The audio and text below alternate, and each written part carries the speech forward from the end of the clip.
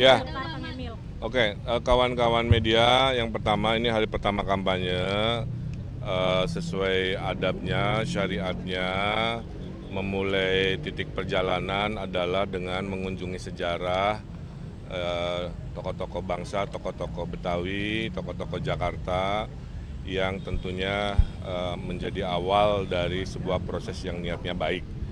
Bangsa yang besar adalah bangsa yang menghargai sejarahnya.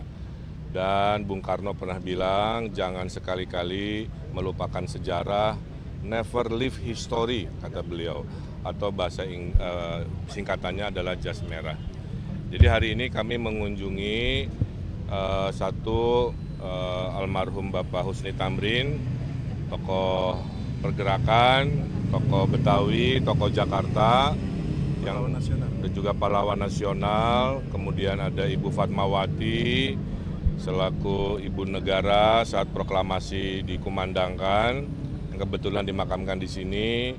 Kemudian ada pahlawan nasional, komposer paling luar biasa dalam sejarah Republik, 200-an lagu digubah oleh beliau, yaitu Ismail Marzuki, yang kehormatannya dimuliakan oleh Pak Ali Sadikin, dijadikan Taman Ismail Marzuki yang kemarin saya datangi juga. Kemudian tokoh-tokoh budaya dari Betawi yang sangat terkenal dan juga favorit kita semua, almarhum Bapak Haji Benyamin Sueb, ya, dengan lagu-lagunya. Saya masih ingat dengan Ida Royani dulu ya, favorit lagu saya. Kemudian juga terakhir kita mengunjungi Haji Lulung, salah satu tokoh modern yang juga tokoh Bamus Betawi, yang tentunya sejarah-sejarah ini akan menjadikan dasar pasangan Ridho menggunakan pengalaman sejarah untuk mendesain masa depan. Ya.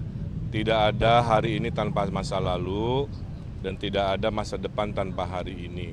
Jadi hari ini datang dari kerja-kerja masa lalu para pahlawan, dan masa depan insya Allah kita desain lebih baik karena berkaca pada isu hari ini.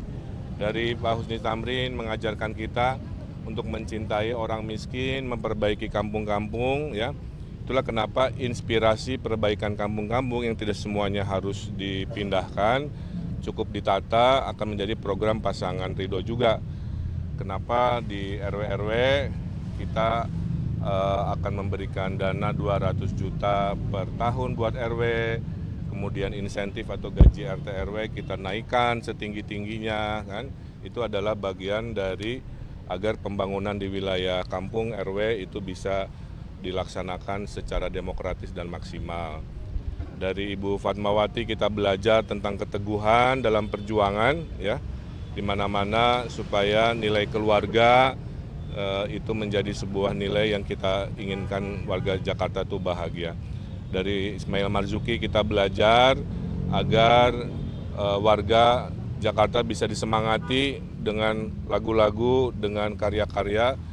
Jadi nanti kita bikin lomba lagu juga tentang Jakarta, lomba lagu tentang Betawi, dibikin di Car Free Night, kita bikin acara budaya, lenong dihidupkan lagi. Itu adalah semata-mata penguatan, ya. Dan juga dari Haji Lulung kita belajar untuk selalu orisinil, selalu apa adanya. Jadi orang itu apa adanya, jujur apa adanya, dan lain sebagainya. Saya didampingi juga tokoh Betawi, mantan penyiar TVRI Pak Rusdi Saleh, yang tentu tadi memberikan banyak nasihat, masukan kepada kami selaku generasi muda. Dan juga pendiri Bamus. Saya kira secara umum itu ya rekan-rekan wartawan, jangan pernah melupakan sejarah. Dari sejarah kita akan mendesain sejarah baru di masa depan selama 5 tahun ke depan. Kak Emil, ini kan waktu kampanyenya 2 bulan, artinya tidak cukup banyak begitu. Nanti strateginya apakah sendiri-sendiri nantinya Kak Emil sama Pasus berbagi? Ya, kami tidak akan selalu bersama dengan Pasus ya, karena tujuannya kan menjangkau masyarakat sebanyak-banyaknya. Kalau kami selalu bareng, nanti jangkauannya terlalu terbatas.